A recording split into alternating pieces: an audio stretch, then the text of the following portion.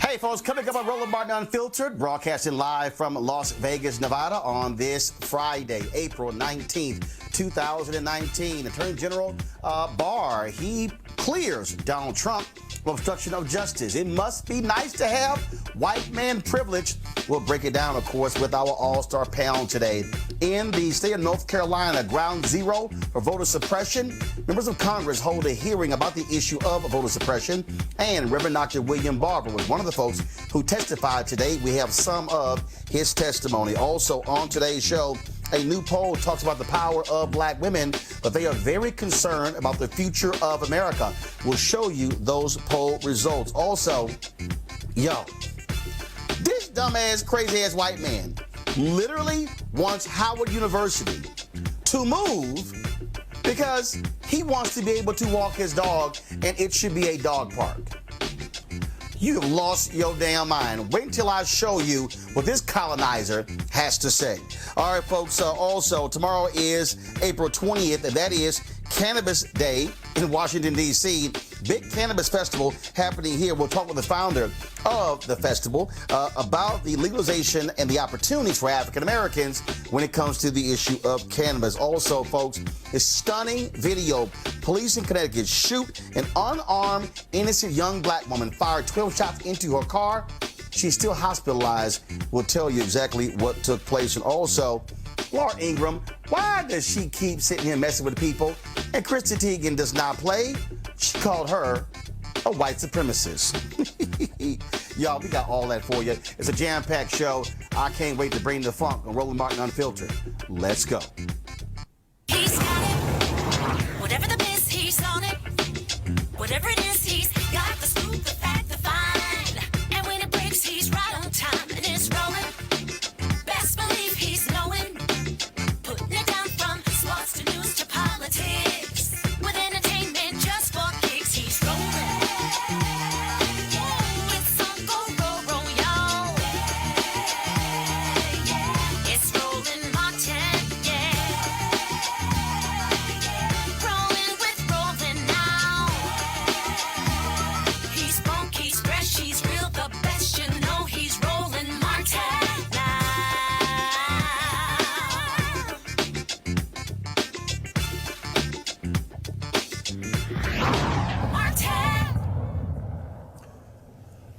All right, folks, we have seen the Mueller report that basically lays out obstruction of justice by Donald Trump. But his Attorney General, William Barr, says, no, there was no obstruction of justice. I made the decision. I didn't see any. Roll the tape. There is substantial evidence to show that the president was frustrated and angered by his sincere belief that the investigation was undermining his presidency, propelled by his political opponents, and fueled by illegal leaks. Really? The white man was frustrated. Eli Honig, a former federal prosecutor, says that's BS. was any person other than the President of the United States, I can say as a former prosecutor, this will be a knockdown case for obstruction of justice. I've charged and convicted people on obstruction of justice based on a fraction of this evidence. Absolutely amazing. Now, activist Samuel Singyangwe wrote this tweet. Y'all love this one here. Pull the tweet up. AG Barr literally wrote a report called The Case for More Incarceration, where he said putting more black men in prison would, quote, benefit society.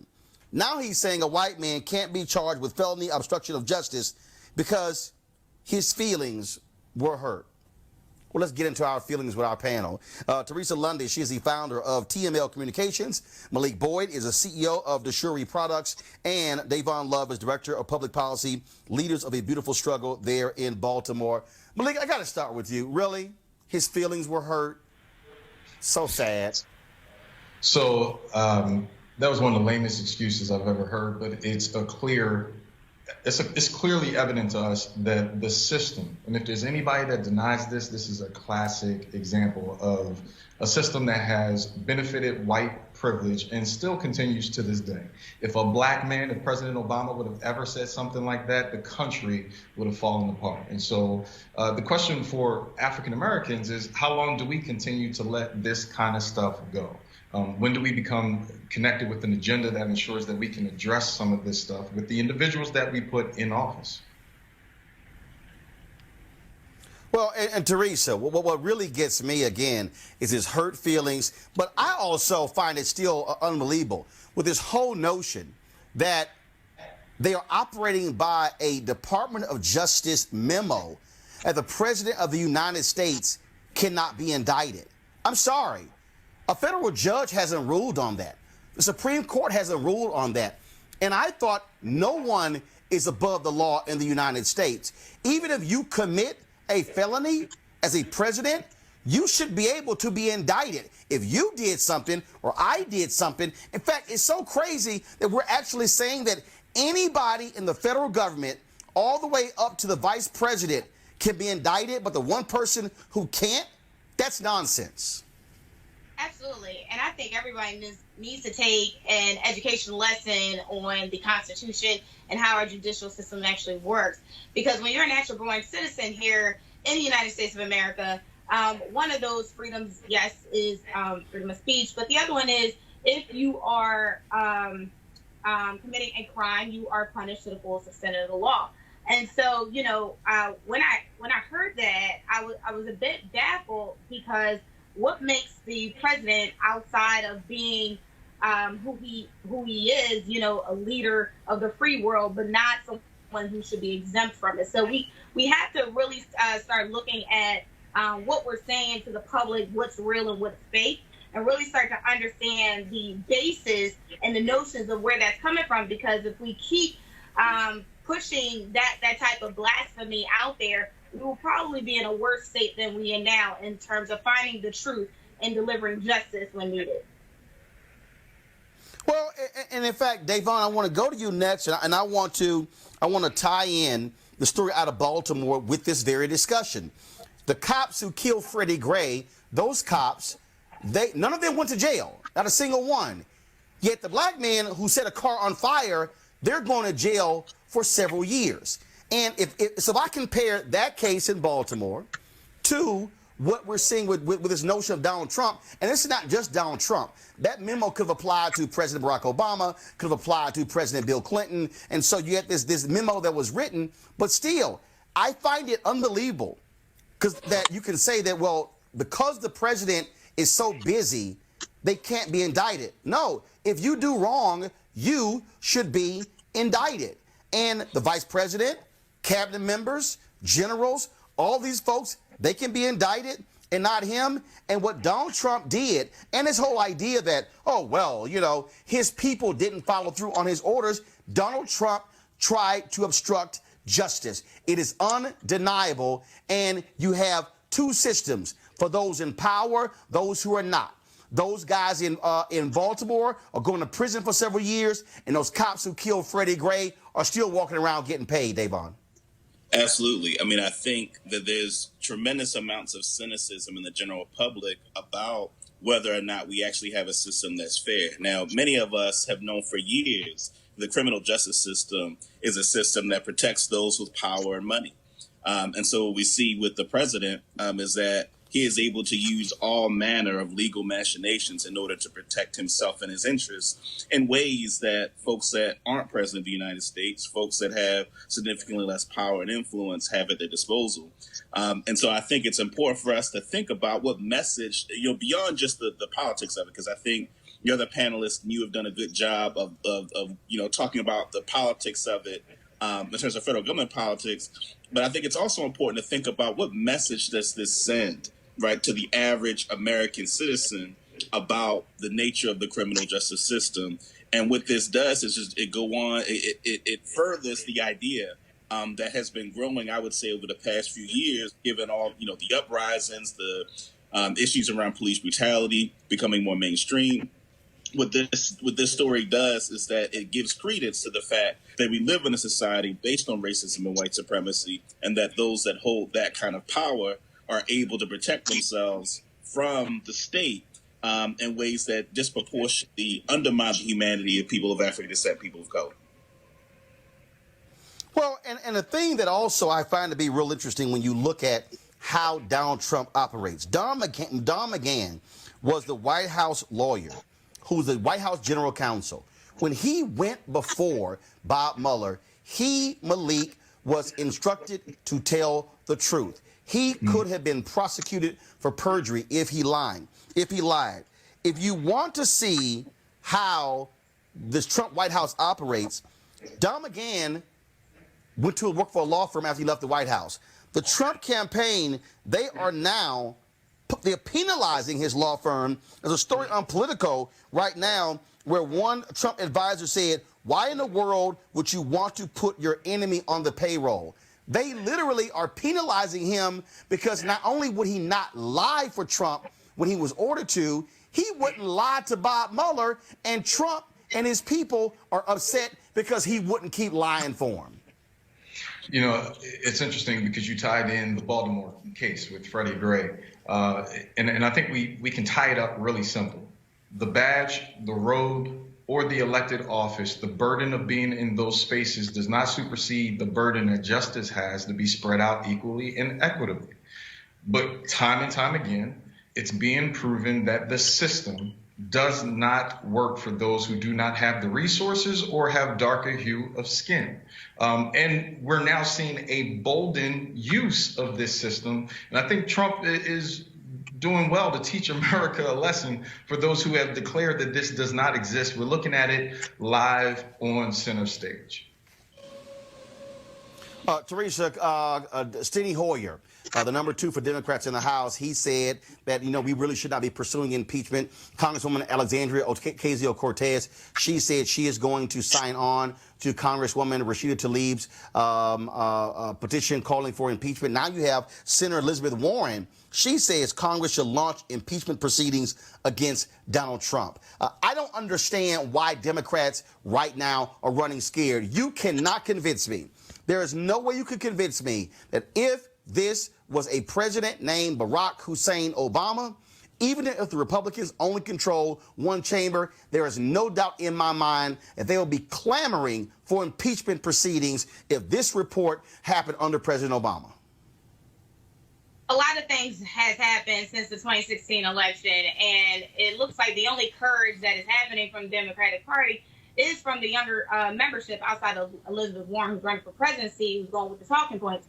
But I think what we really need to start to understand that when we start saying, let's impeach the president, we also need to make sure that, it's a firm impeachment with some sustainable value to it.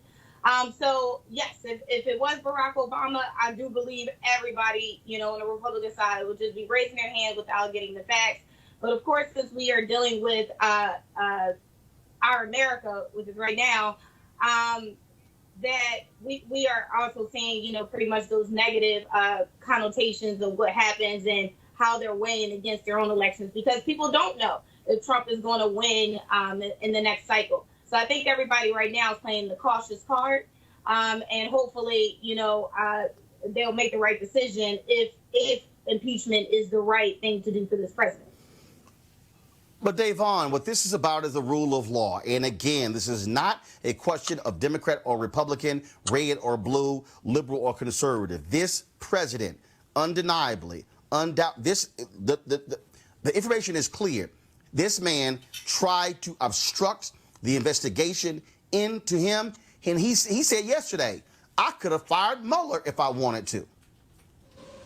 Yeah, I mean, there's a level of, absolute power that I think has really colored the way in which the Trump administration has operated.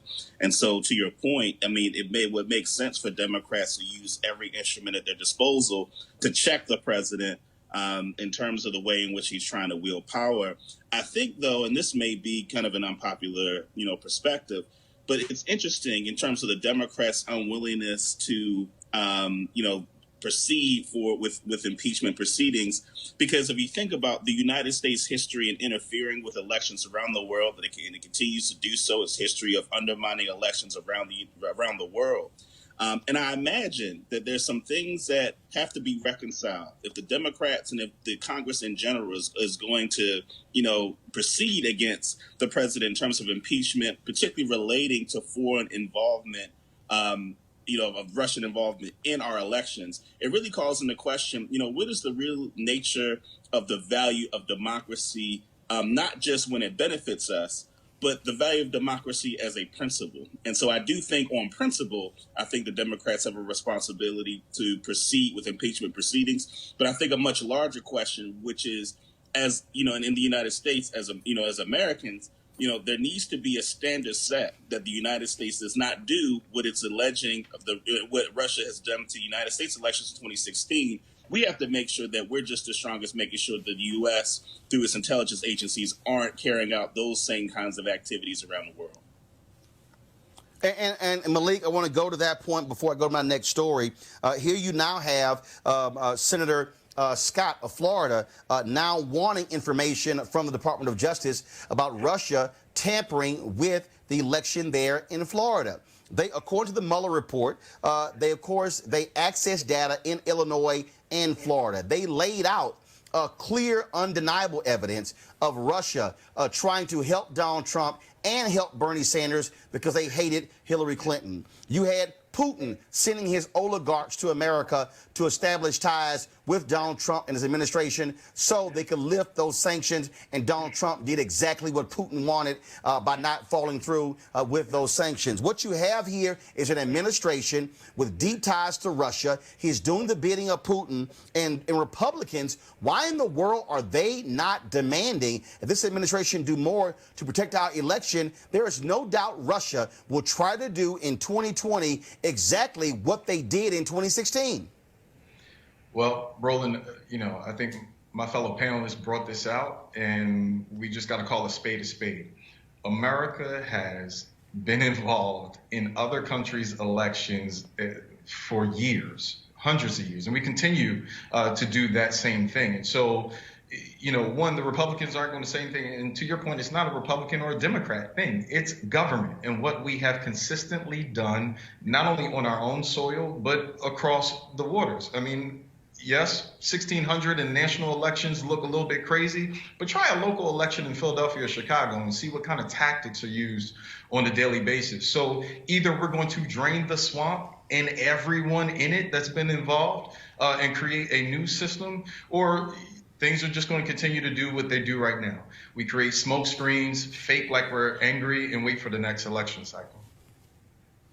All right, folks, let's talk about, again, when you talk about democracy and how important this is, let's go to North Carolina, where Congresswoman Marcia Fudge of Ohio held a hearing there dealing with Section 5 of the Voting Rights Act. We have detailed on this show for years what North Carolina Republicans there have been doing. They have been desperate to actually suppress the black vote.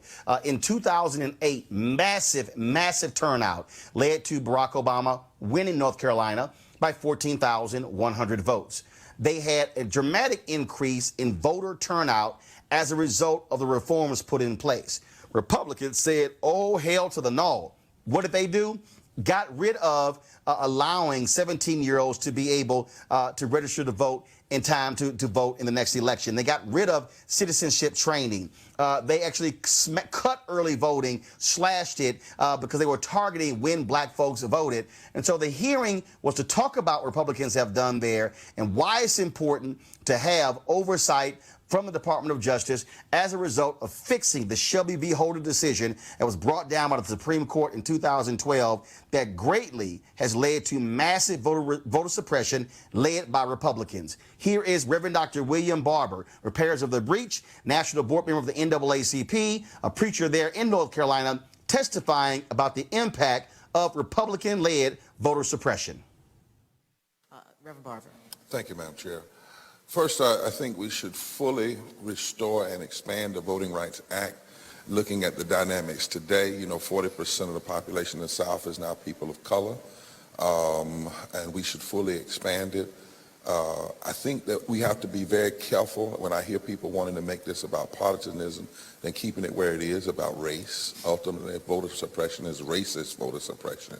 That has always been, and that's what we continue to see. The court said here in North Carolina it was with surgical precision regarding race. I think we also, and I'd like to submit some additional things, but also issues like automatic voter registration at 18. If you can be registered for war at 18 automatically, you should be registered to vote automatically at 18 to expand the vote. We should be looking at ways we can expand and more institutionalize early voting. All of those things that allow more participation. I'm haunted by that question the federal judge asked. Why is it that people don't want people to vote? And I would hope you would pull that from that federal, he asked it in court, it's in the record. Lastly, and I don't know how we deal with this, but beyond just restricting the right to vote, what we have had in North Carolina and in other places is an unconstitutionally constituted legislature then blocking the people of North Carolina from benefits like Medicaid expansion, like living wages. And then an unconstitutionally constituted legislature, once they lose in the federal court and lose in the state court, turn around and put things in the Constitution. And somewhere that is very troubling, that you can be elected by procedures that the courts say is unconstitutional, but use your unconstitutional ill-gotten power to then implement policies that affect people from their voting rights to their wages, to how we address poverty, to women's rights, to immigrants' rights. That is, if it's not wrong legally, it's certainly wrong morally, and I believe it is a fundamental undermining of democracy for those who have been unconstitutionally elected to then have the power to affect the lives of the people in every aspect and form of their daily lives.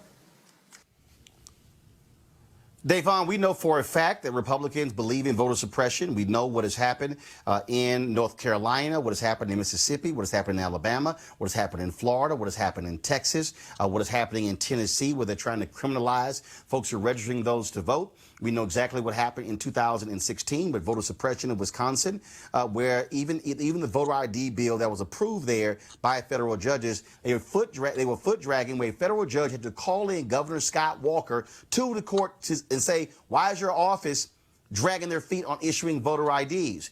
Donald Trump won Wisconsin because of voter suppression there as well. And I dare say, Davon, in 2020, Republicans are going to do their best to suppress the vote again because they did not like that black turnout for Obama in 2008 and 2012.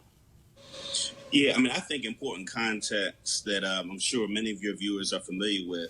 You know, after the Civil Rights Act of 1964, Dr. Martin Luther King started working on the Voting Rights Act of 1965. And, you know, what isn't publicized enough is that a part of the rationale for pursuing the Voting Rights Act of 1965 was because it was important to Dr. King that if we were serious about dealing with discrimination, beyond just protesting, that there were a tremendous amount of counties and municipalities in the South that were majority black in population but didn't have the political power to govern those municipalities. And so, the gutting of the Voting Rights Act was a gutting of Black political power, right? Because the Voting Rights Act is an instrument of Black political power. And of course, we all know that Democrats are heavily reliant on the Black vote. And so Republicans understand from their political vantage point that undermining Black political power is something that is to their advantage. And so all the things you just mentioned in terms of the lengths that the Republicans in North Carolina and around the country have gone to engage in voter suppression is something that, as Black people, it's really important that we understand that curtailing our Black political power, right, curtailing our access to the ballot box, is curtailing one particular important mechanism among many that's going to be important for empowering our communities and using the power that we do have to have leverage over the Democratic Party in order to get the interests that we need as a community. And so we need to have the vote available to us. And so it's important for us to continue to speak out against voter suppression because, again, it's a direct attack against the development of Black political power. And look, Malik, the reality is Republicans can continue to run around and try to say, oh, we're not doing this. This is all about voter fraud or election fraud. But that's nonsense. This is an undeniable attempt to target Black voters. And for Chief Justice Roberts to say, well, look at the Black turnout, that means this is no longer needed. No, the Black turnout got so high that because of Section 5 and 1965 Voting Rights Act.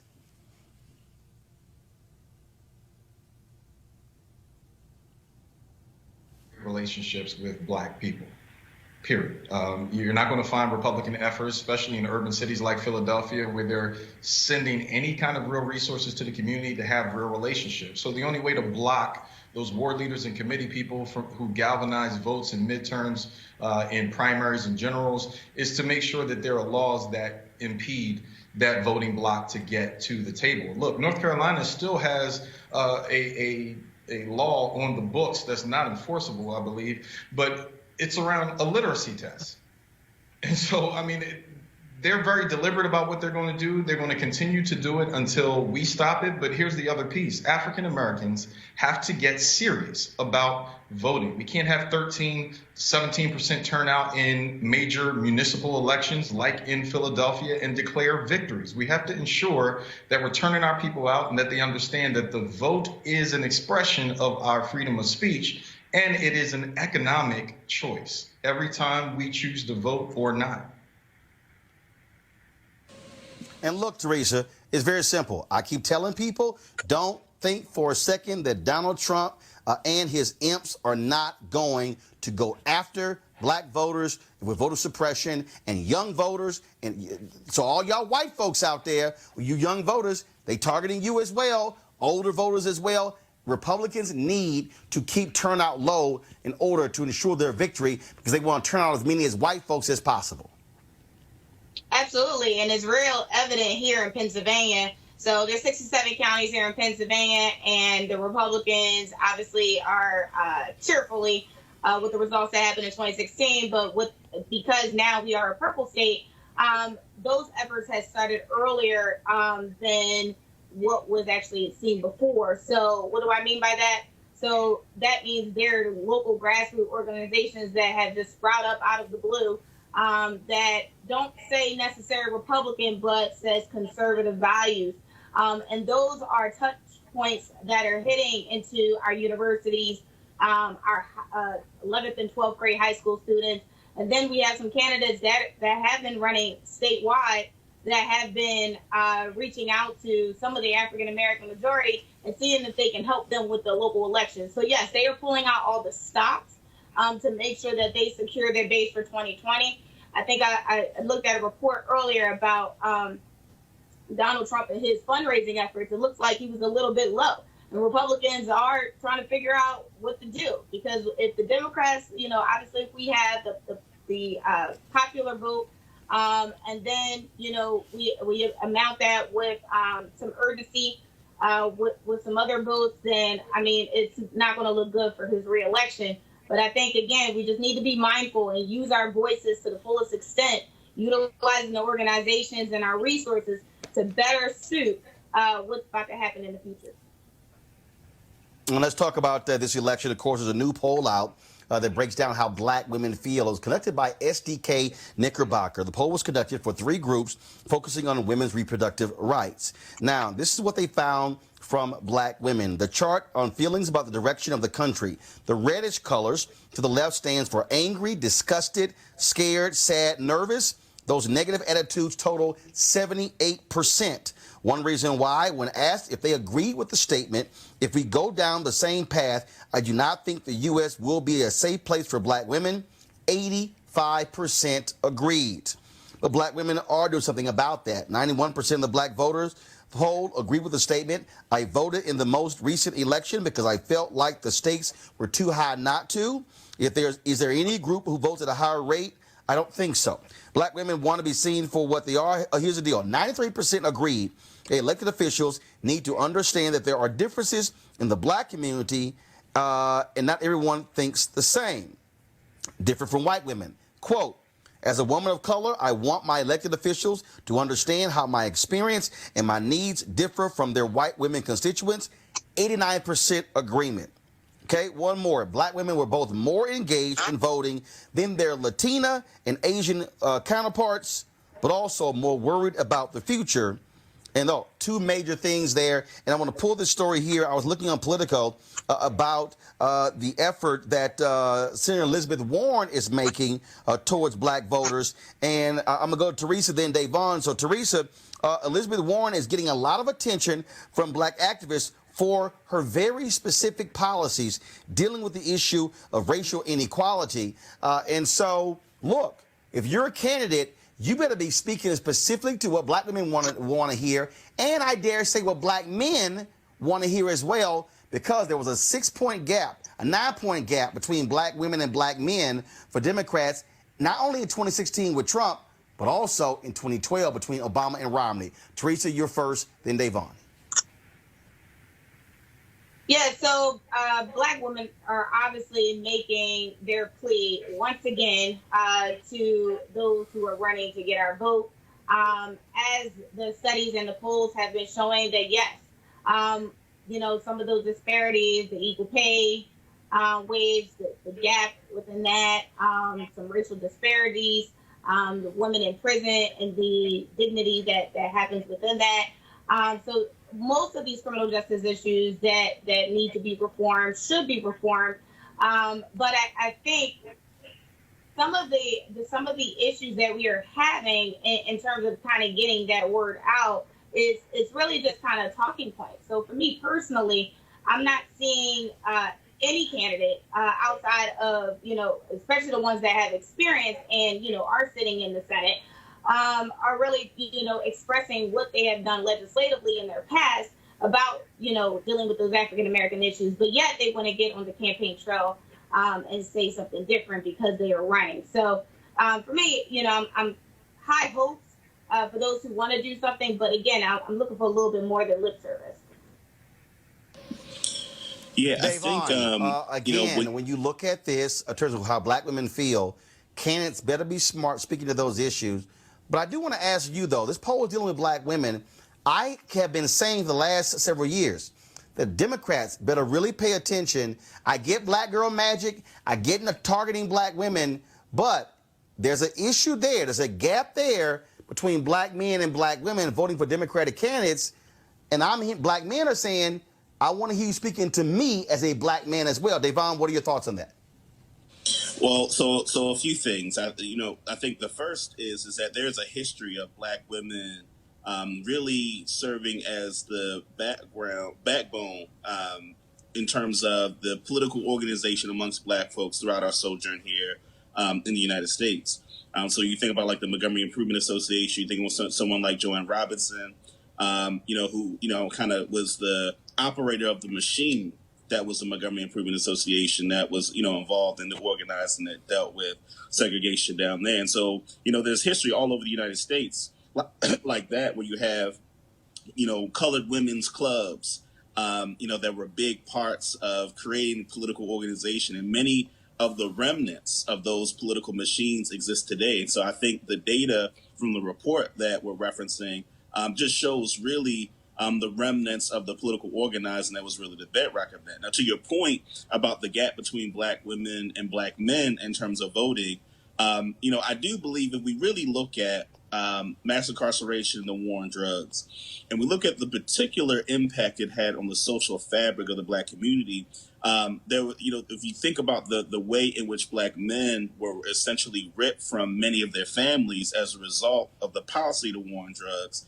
it goes to show that there's certain kinds of issues that wouldn't get talked about or wouldn't get included in the mainstream of the Democratic Party because, unfortunately, a lot of black men, have been, marginalized in this society in a particular kind of way. Not to say that black women aren't marginalized, but to say there's a particular kind of way that black men are marginalized that I think has undermined the real nature of our participation. And so I think one of the things that we need to be doing as black folks in our relationship to the Democratic Party is demanding that they speak to more issues that impact a broader swath of our community. The reason we see such low voter turnout, particularly in urban cities where you have 10% of the electorate turning out, is because the Democratic Party establishment has not really backed candidates that really talk about some of the things that we're actually getting to now. So now we're talking about police brutality, we're talking about mass incarceration and racial inequality, but all that has happened under the backdrop of major uprisings and protests and challenges to the Democratic Party establishment. And so now we have this runway to talk about issues that otherwise haven't been talked about. And so using the machinery that black women have laid the groundwork for politically, and then infusing more issues that impact broader swaths of our community, I think is the way forward. Malik, again, I think that if you look at this polling data, when you hear what black women are saying, they're very concerned about the future. I think that is very much about Trump, his appeal to white nationalism and this whole white fear that is driving so much of the conversation today.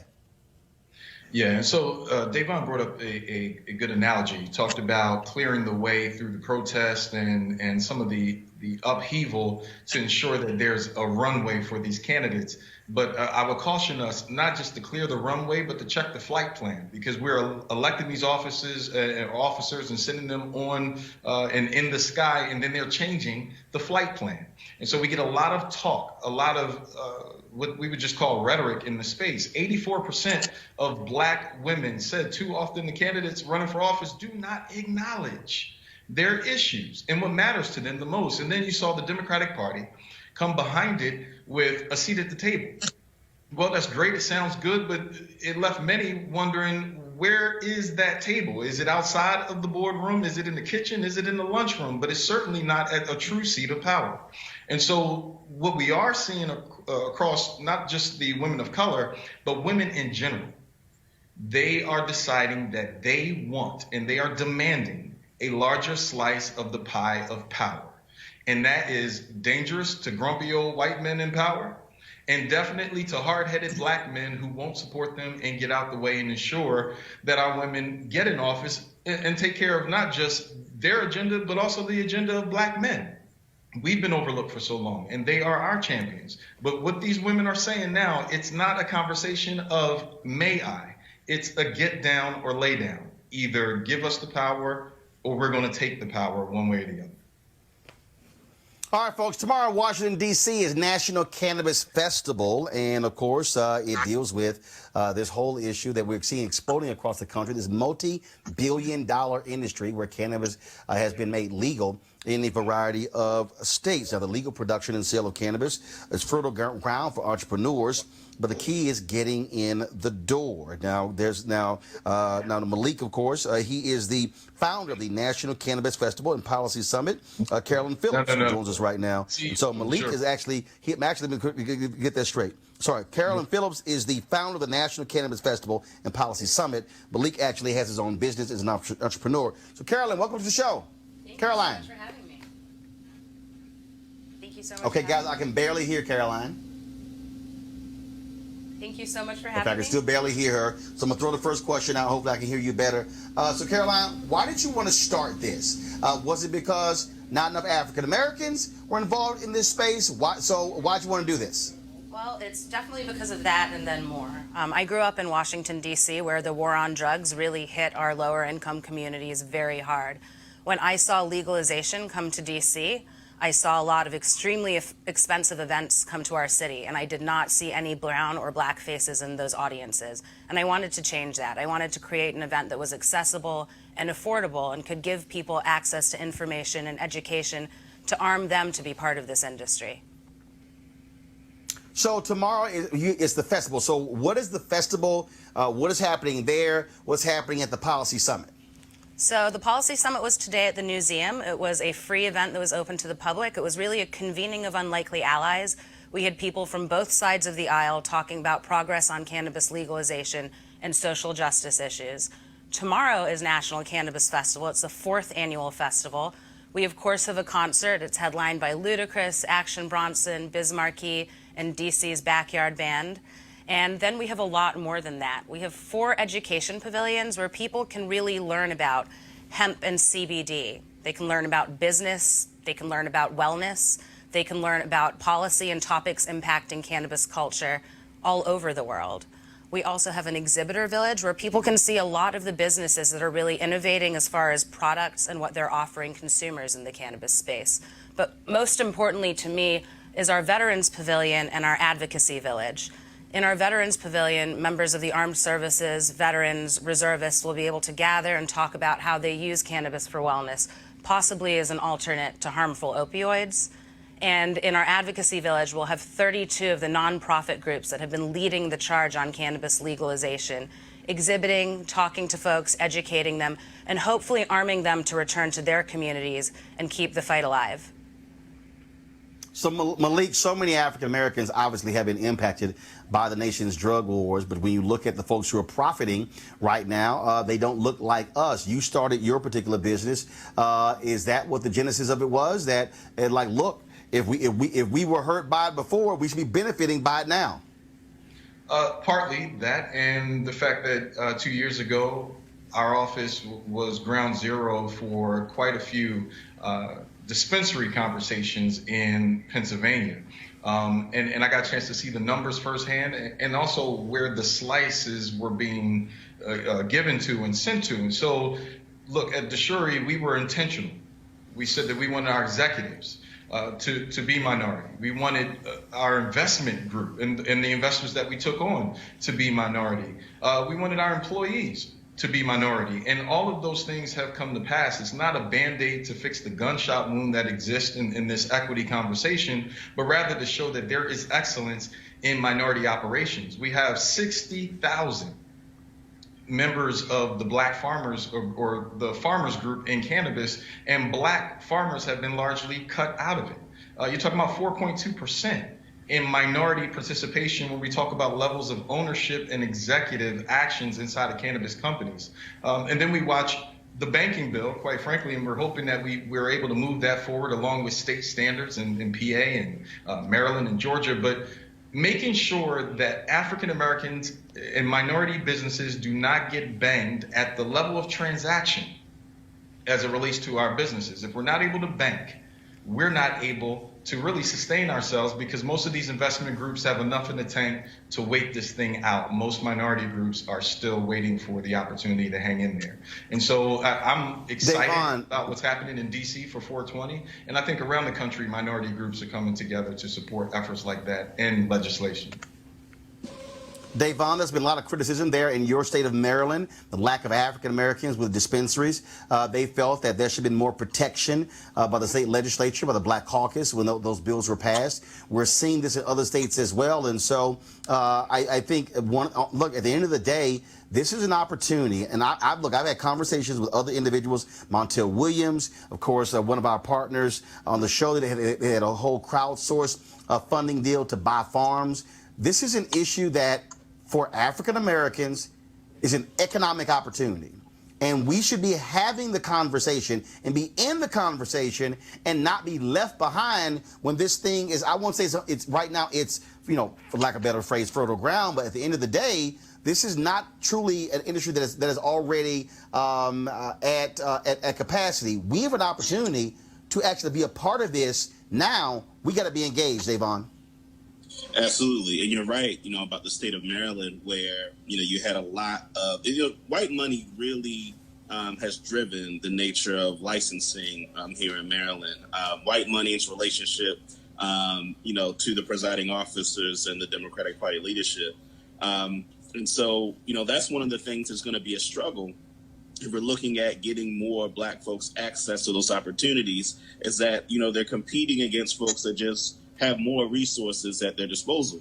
Now, one of the things that we're actually looking at here in the state of Maryland, my organization, Leaders of Beautiful Struggle, and our director of research, Lawrence Grand Prix, has been thinking about the idea so there's one conversation to be had about business opportunities. And those business opportunities can include, growing, but it can also include other auxiliary industries, the paraphernalia and whatnot. But what we're looking at is, how do we take the enormous tax revenues that are going to be generated, and how do we make sure that those are actually directed to the communities most directly impacted by the war on drugs? Because even though, it's important to look at ways to make sure that we're included on the business side, what we know is that there will be tax revenues to be generated. And in other states around the country, it was ranged between 50 million, to 200 million, depending on the state, depending on the tax structure. And so one of the things we're looking at is, how do we make sure that those resources don't just go to the general fund, but how do we make sure those resources are targeted at community opportunities, opportunities for the community to be empowered, whether it's through community development opportunities, whether it's through investing in, programs that can uplift people that are in those communities that were ravaged by the war on drugs. So I think that's also the other angle of this that's important to talk about, is how do we make sure those tax revenues are directed in a way where our community can be repaired from the harm that's been done. Teresa, I want to get your thoughts, and I'm going to finish up with Caroline. Teresa, go ahead. I think it's a great opportunity for economic development for African Americans. I think it's fine time that we have not only licenses, but the opportunity to be a part of a growing industry. So I applaud those efforts. I applaud the festival. I believe this is their second annual. But also the African American woman with the vision to do this, to know that it's more about networking and selling, but it's also about the policy that we can impact and change lives and communities every single day. Caroline, we know that the reason this is being held up in New York State is because the Black Caucus is also demanding what is going to be the impact for African Americans. This is where Black state legislators across the country can use their power to ensure African Americans are not left out of this process. Again, we were hurt greatly as a result of these drug policies, and then we should not be left out of the opportunity to participate on the business side of the growing cannabis industry. Caroline, your final comment, your thoughts on that question? Absolutely. We have states that are now using tax money from cannabis to pay bills, but we have people sitting in jail for paying their bills with money from cannabis.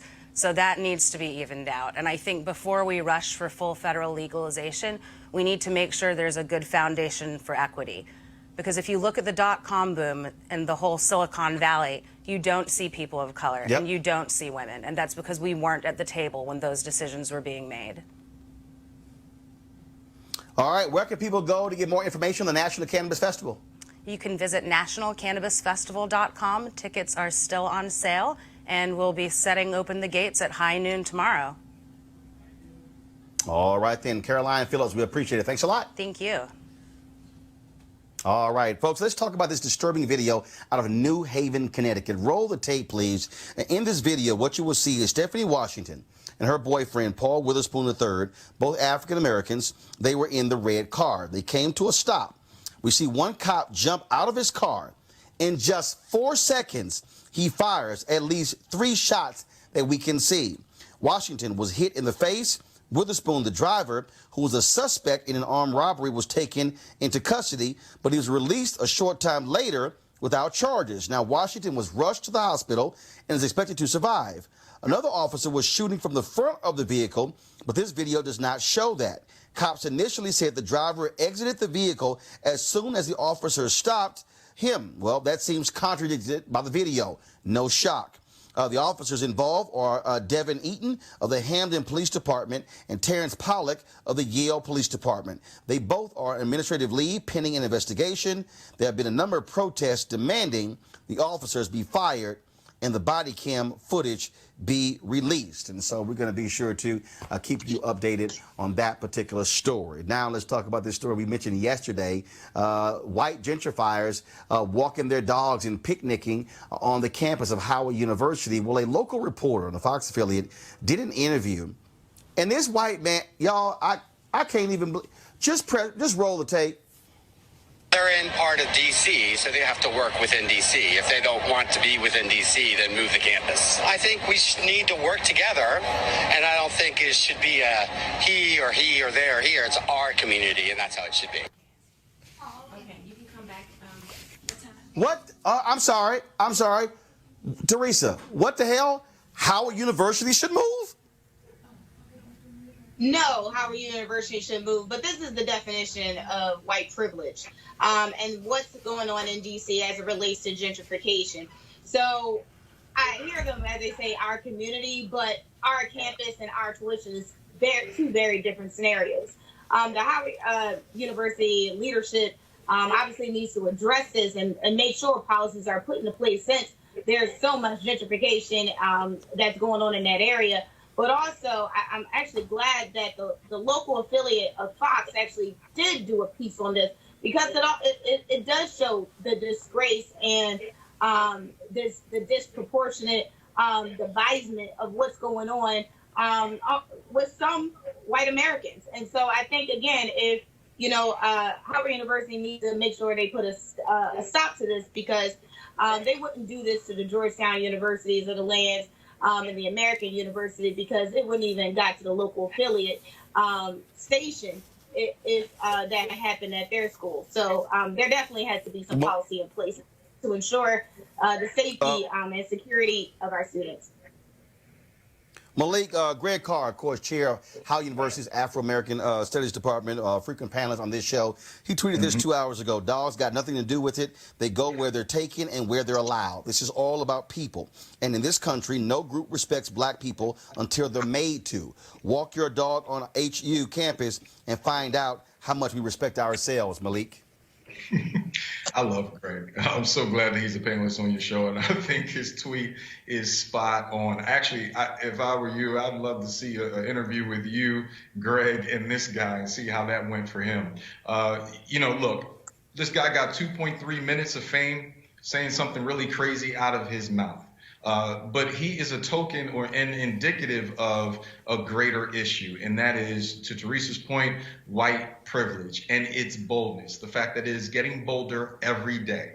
The gall to say that your dog walking has more priority than the education of any individual, let alone minorities, is absolutely insane. Let's not give him any more attention, but let's focus on what's happening with gentrification and how we can protect not just our universities, but the communities around it that support it as well. But Davon, we have to, focus on this, because what he said is what he articulated, what many people think, and it's that sort of the attitude, oh, y'all should move, when Howard has been there when his ass would not move into a black neighborhood. Yeah, and I would actually take it a step further. That statement is an extension or a representation of the larger colonial mentality that is a part of the collective American consciousness, where black people are literally just objects of other people's thought experiments, where black people simply serve as commodities to be trafficked for the interest of white institutions and white folks' pleasure. And so when you think about gentrification and the way that it's happening around the country, you have like the kind of hipster kind of profile, the kind of person that is proximate enough to black suffering that there's a sense of enjoyment from being in close proximity to it, while at the same time, having just and really just destroying communities and neighborhoods in which black people live and struggle every day for the purpose of their own enjoyment. And that's the quintessential mechanism of colonialism. And as Dr. Carr said, the way to fight colonialism is that as black people, we need to stand up and challenge when white folks engage in activity, engage in discourse that justifies the dehumanization of our people. All right, y'all, I got to end the show on this. Super white woman Laura Ingraham of Fox News was not happy that Chrissy Teigen was named to the Time Magazine 100 Most Influential list. This is what she said on her show.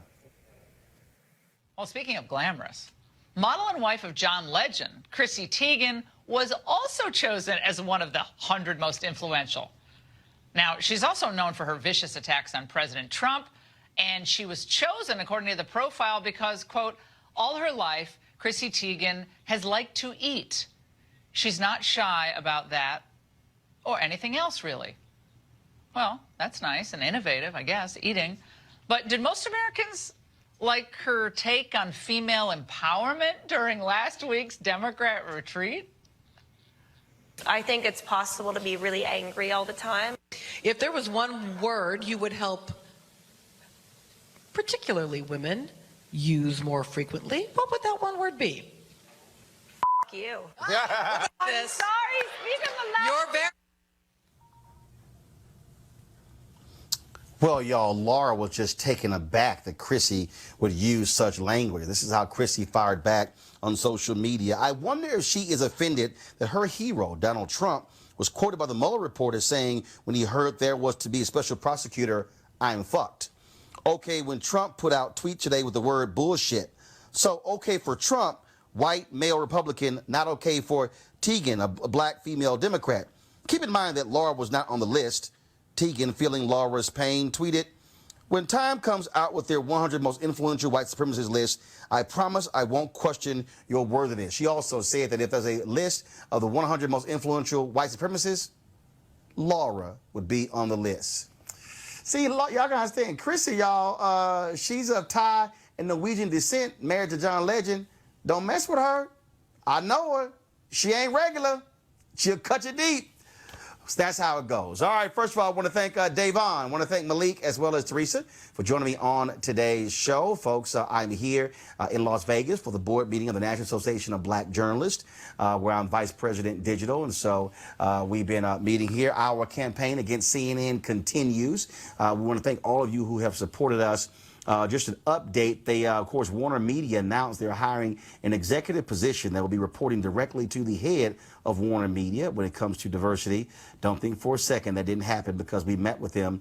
And also ABC News announced that they were hiring an executive to deal with the issue of diversity and inclusion. That announcement came after we also sat down with them. And so we're going to give you an update on how these companies are doing over the next several weeks. The pressure will stay on because we are all about representation of black people. Let me say it again, of black people in the executive ranks as well as on the air as well. Also, folks, on Sunday, I'll be I'll be on the plane for half today, flying back to D.C. Married 18 years to Reverend Dr. Jackie Hood Martin. So that takes place on Sunday. Normally, I'll show you a photo, but I don't have my iPad hooked up to it, so y'all know how she looked. And so, again, I'll be celebrating our anniversary this weekend, so looking forward to that. If you want to support our Bring the Funk fan club, please do so by going to RolandMartinUnfiltered.com. Also, by the way, all of you who have given to us via Cash App, y'all got to send us your email so we can send you the promo code so you can have a discount on items that we have on our website. I'm going to let you know the first items that we're going to have on the website for sale next week that you'll be able to get a discount. Books, pocket squares, and some other items that we have. And so we look forward to that. So again, go to RolandMartinUnfiltered.com if you want to join our Bring the Funk fan club. We end the show the same way always on Fridays with a list of all the folks who are or members of our fan club. If you're not on the list, send me an email and we'll make sure it gets taken care of. And so y'all have an absolute fabulous, fabulous weekend. I gotta go. Holla!